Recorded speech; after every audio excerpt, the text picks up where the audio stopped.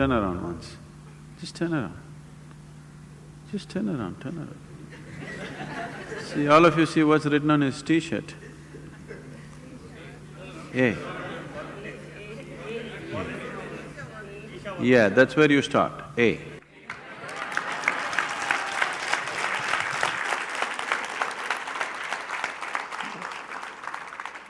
Don't start with Z, A. You must start with A. A means it's a beginning, isn't it? So, where should you start? Does it happen in stages? Where should you start? I think we've been repeatedly saying, you can only start from where you are. You cannot start somewhere else. Don't try to start anywhere. There's nothing to start. It's already long ago it's been started. You are trying to just hasten it, that's all. You can't start it, it's already started. Your longing to grow has started, isn't it? Maybe you're thinking of more money, but that's only your misunderstanding. But essentially, you want to be something more. That's a spiritual process. Misguided, but a spiritual process. You want to become powerful, you want to become rich, you want to become knowledgeable, you want to be loved, you want to have pleasure, all these are spiritual processes going in wrong directions, that's all. Unconscious conducting of… you're unconsciously conducting a spiritual process. If you conduct anything unconsciously, you may flounder every step, maybe off the mark, isn't it? If you walk… now if I tell you, drive home with your eyes closed, before you get out of the parking lot, you'll be in quite a bit of mess, isn't it? So now, don't try to start anywhere, just become more and more conscious. As you become more conscious, it will naturally find its way. To be conscious, to be aware, what it means. If you try to be aware, you cannot be aware. People are always mistaking mental alertness for awareness. Mental alertness will enhance your ability to survive better. You can survive better with mental alertness. But that is not awareness. Awareness means, right now are you here, right now? Yes. Do you know that you're here? Yes. That's awareness. You're aware, that's why you know that you're here. Otherwise you would not know. Suppose you do not know that you're here, isn't it? If somebody… you know. So someone is dead, poke, no awareness. Someone is asleep, poke, immediately there. Now you don't have to be poked, still you are there. So what I'm saying is, your awareness anyway is coming in different stages. Have you noticed at different times of the day you're in different levels of awareness? So it can be heightened. What is needed for survival naturally happens. Even when it comes to survival mode, not every individual is alert to the same extent. Now you're driving on the street, not everybody is alert to the same extent, it's a survival process, driving. But not everybody is alert to the same extent. So even in the survival mode, not everybody is alert to the same extent, and that can be heightened. If you heighten this awareness continuously, a point will come where it's no more about survival. Something that is not needed for your survival will also come into your awareness. When that comes into your awareness, that which is not needed for your survival is bound to be a dimension beyond the physical. So when that comes into your living experience of life, you're on. Very simple. Those 7 days, what we were doing with you is slowly wind you up, wind you up, wind you up in such a way that you become more and more aware. Suddenly after 5-6 days, you were like… After that, if you kept up your practice, gradually it'll move up every day. Otherwise, slowly you became dim once again. Have you noticed this? You steadily keep up your practice, how your awareness is, you give it up and slowly, voltage is going down. If voltage goes down, the light becomes dim. Light becomes dim, you see very few things. The voltage is really high, light becomes really bright and you see everything. This is awareness. So you don't work on your awareness or your consciousness or your spiritual growth, you just work upon your voltage. You keep your energies up as much as possible, and when energies are up, you tend to get entangled with something. You make sure you don't get entangled with anything. See, an adolescent is far more energetic than other people, but he's always getting into trouble because he has the energy, but he doesn't have the stability. So to have the energy and to maintain the stability, if you do these two things if you do, rest will happen by itself, nothing to do. Simply sit and enjoy. The secretions of the pineal in the yogic terminology is referred to as amruta, because once it begins its secretion, everything about you becomes sweet and beautiful. It is not the sexuality which limits it, but it's the excessive identity with the physicality which limits it. If you make it too big, you will become perverted in your head. If you try to obliterate it, you will become even more perverted in your mind.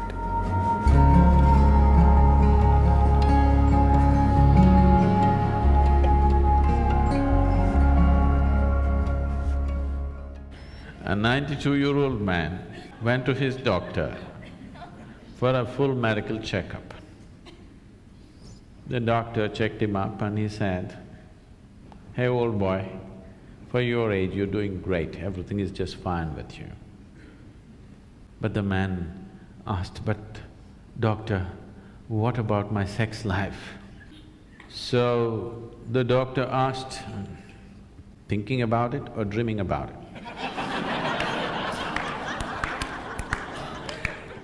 The more you try not to think about something, the more you will think about it. This is the nature of the mind. So there are many reasons why one indulges in sex. For some, it is just pleasure. For some, it is a way of building this bond and companionship. Otherwise, people feel they're going away from each other. They may be just fine, but a lot of people, it is psyched in their mind that if they're not sexually involved, they're actually moving away. Not true. You can be very close to somebody and need not be involved in any physical manner, isn't it? But societies are psyching, especially in this part of the world, people are hugely psyched.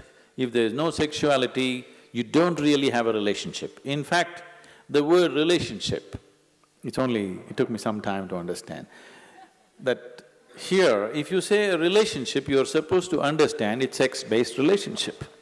Nothing else is a relationship. If I can have a very strong relationship with you and not be concerned about your body, isn't it? I may not be drawn to your body in any way, but I can have a very powerful relationship with you. But all those possibilities are completely discounted. A relationship means you must be in some way physically involved, man, woman, or man, woman, woman, whatever you like. Essentially, it's body-based. What kind of body is individual choices, but essentially it is body-based. This has happened because somewhere our identification in the body has gone beyond normal levels of identity. It is excessive identification with the body. That is why body-based relationships have become the crux of the society. One who is too identified with your physical body naturally is sex-driven, because that is the highest thing that he knows. There are ways we can make you find something which is far bigger than this. Once you taste something better, I don't have to tell you give this up or give that up, it'll anyway fall off, isn't it? There are ways to do certain sadhana which is more intense than sexuality. which is more ecstatic than sexuality. On one level, if you look at it, all dimensions of yoga, one way or the other, are ultimately trying to activate the pineal. Because once it begins its secretion, everything about you becomes sweet and beautiful.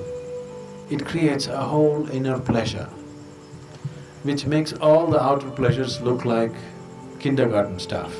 That's the reason yogis are just sitting with eyes closed, not because they're against pleasure, they're against small pleasures, that's all.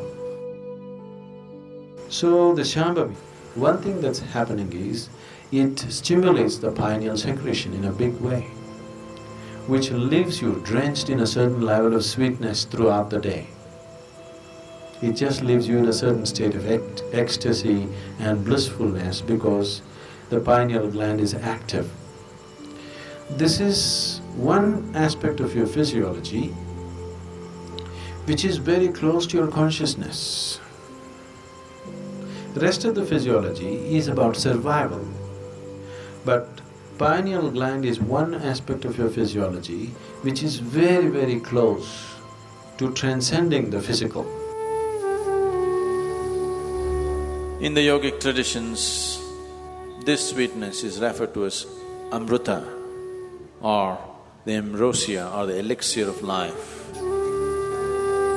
One drop, if it comes into the system, suddenly the whole system just cools down, the whole system is lubricated, functions at ease. The desperation in the system is gone. The desperation in the mind is gone. So, ambrosia means you found your own pleasure. If you're extremely joyful within yourself, you found the amrita within yourself. You're an extreme state of pleasantness. Now, being with people, not anymore about squeezing pleasure out of them. Being with people is just being with them. Only now you're truly capable of love. Otherwise, it is just a open sesame trick. I love you means, whether they believe you or not, for that moment they make themselves believe you. Because they are also in need of something, you're also in need of something. Isn't it? It's like the, Alibaba under 40. Open sesame means it opens. This is just like the I love you means many things open up. Now, by doing this, I'm not saying it's right or wrong, that's the way people conduct their life, there's nothing to it. But by doing this, the true possibility of knowing an intense sense of love within you is lost. You're here constantly looking, what can I get out of this person, what can I get out of that person? This is a con job. It's called a love affair. But it's a con job. But if you are extremely ecstatic by yourself, when you're being with people, it's about sharing your ecstasy. It is about, if they are not touched by it, somehow to touch them with it, rather than seeing what you can squeeze out of them. The whole fundamentals of your life will change.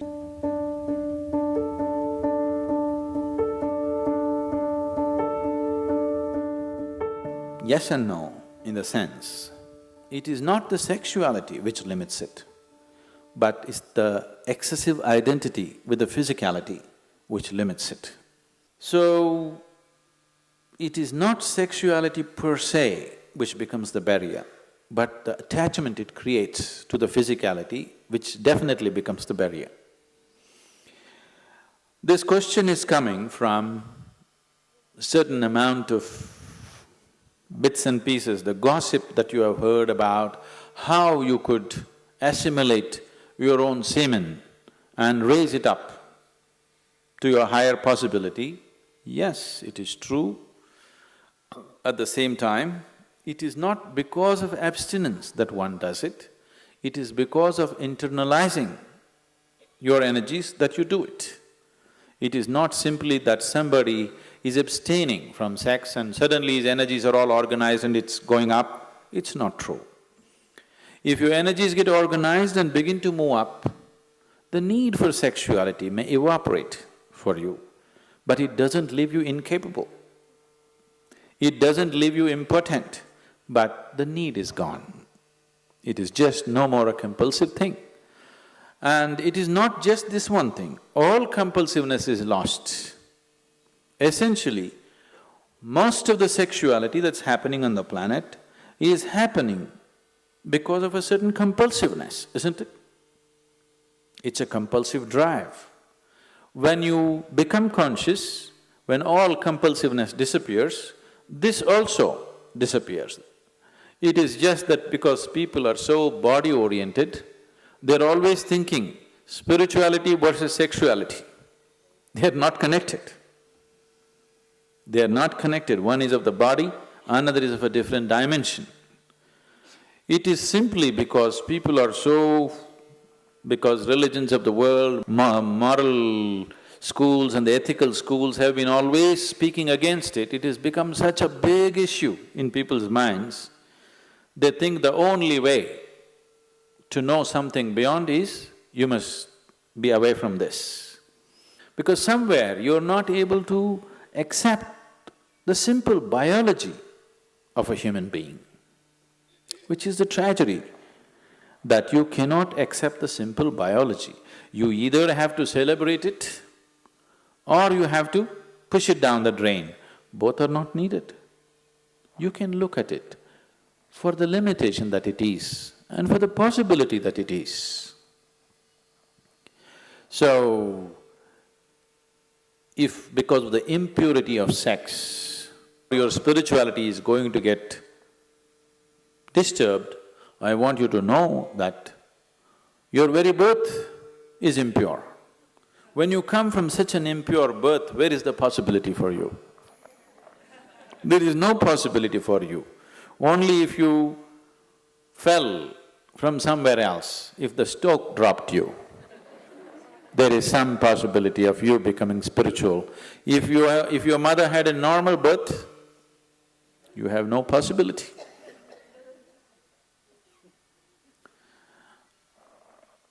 A 6-year-old girl came home one day from school and asked, "Mama, how was I born?" The mother was embarrassed. She said, "A stoke dropped you." She said, "Okay." She noted down, "Mama, how were you born?" "A stoke dropped me too." "Mama, how was grandmama born?" "A stoke dropped her too." Then the girl became serious and she went down and sat down and started writing something in her homework. Then the mother was feeling uncomfortable, she finished her cooking and then the girl had finished her homework and left the book there, she went and read. So the essay was about the family tree. So the girl had written, "For 3 generations in my family, nobody had a natural birth."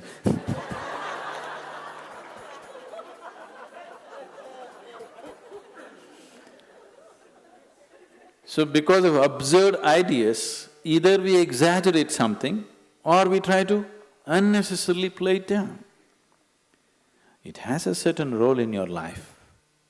If you make it too big, you will become perverted in your head. If you try to obliterate it, you will become even more perverted in your mind. After all, now I am speaking, this is a kind of energy. You are looking at me, this is a kind of energy. You are listening to me, this is a kind of energy. These are different expressions of the same life energy, isn't it? Now, sexuality is also another expression of the same energy. Now, one has to decide how much of his energy, in which direction he wants to send it. Because after all, you are a limited amount of energy, isn't it? See, it's just like you have an income, let's say you have $5,000 a month. How much for the house rent, how much for eating, how much for schooling, how much just for fun, how much for vacation, your portion, isn't it? Tomorrow morning, you got your salary, in the evening you went out and blew it up. Now the next month is going to be trouble, isn't it? Of course you have a credit card, but everything in your life, if you're handling your life sensibly, everything in your life is apportioned according to your understanding, your need and your capability, isn't it so? Yes?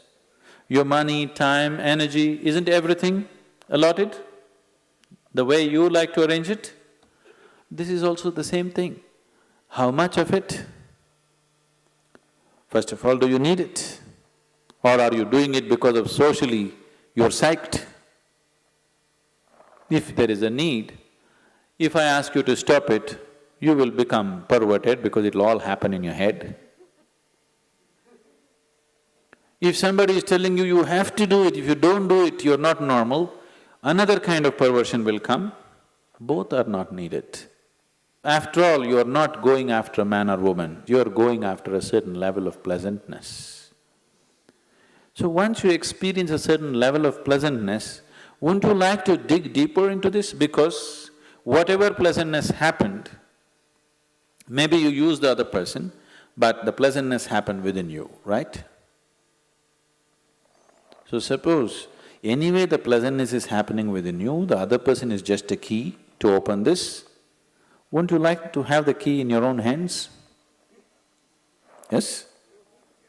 That if you sit like this, you are on full scale. You don't need anybody. No, see, anything in your life, either for pleasure, money, love, this, that, it doesn't matter what, for whatever, the moment you become dependent on another person, nobody on this planet is truly reliable, isn't it? I keep hearing these complaints all over. Some people, generally women, keep complaining their husbands are excessively physical. Some woman constantly complaining, he doesn't lay a finger upon me. Whatever happens, it's a problem, because it'll never happen exactly the way you want it. As long as another person is involved, nothing will ever happen 100% the way you want it, isn't it so? Yes or no? It never will. It doesn't matter if you get married to your god, it still won't happen. As long as your way of being, your sense of pleasure and joy is dependent on another person, you will always have a complaint. Doesn't matter how wonderful the other person is. So in this context, people might have talked about celibacy because they said, take some time off.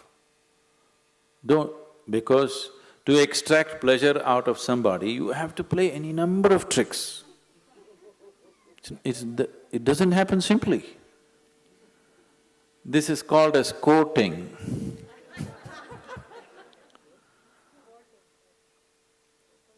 Once you go to the court, the judgment day will come.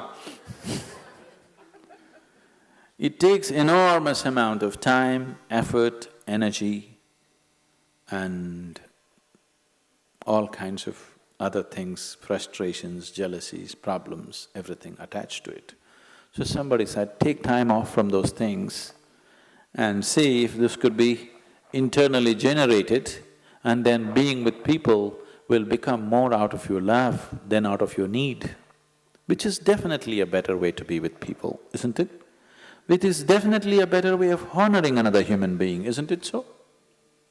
Give this a little more attention. Instead of paying attention to that one and that one and that one, give this one a little more attention.